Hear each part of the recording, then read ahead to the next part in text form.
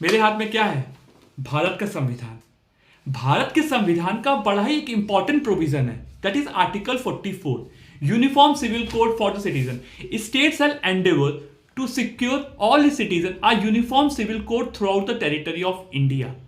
तो ये प्रोविजन पढ़ा तो हम लोगों ने बहुत समय से पढ़ भी रहे हैं, लेकिन इस प्रोविजन को लागू करके दिखाया तो उत्तराखंड के सीएम सर ने। इन्होंने कल ही यूनिफॉर्म सिविल कोड लागू कर दिया अपने स्टेट में।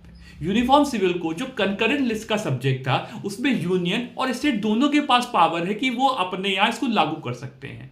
तो पावर तो है, बात तो बहुत स्टेट्स ने करी, लेकिन लागू नहीं कर पाए। तो लागू करने वाला जो पहला स्टेट बना है इंडिपेंडेंस के बाद, तो वो उत्तराखंड है। इंडिपेंडेंस से पहले बात की तो गोवा के पास यूनिफॉर्म सिविल कोड आज भी है, लेकिन इंडिपेंडेंस के बाद पहला स्टेट बना है यूनिफॉर्म सिविल कोड लागू करने वाला उत्तराखंड। तो आज से अब से उत्तराखंड में यूनिफॉर्म सिविल कोड लागू हो गया है। तो इसके इफेक्ट्स क्या हुए वहां पर? अब उनको सारी मैरिजेस को मैंडेटरी रजिस्ट्रेशन कराना पड़ेगा। इवन लिव इन रिलेशनशिप को भी उन्होंने हमारे सीएम सर ने कहा कि कंपलसरी रजिस्टर कराना पड़ेगा। तो अब वो जितने भी लिव इन रिलेशनशिप हैं, जितने भी मैरिजेस हैं, सब कंपलसरी रजिस्टर कराए जाएंगे।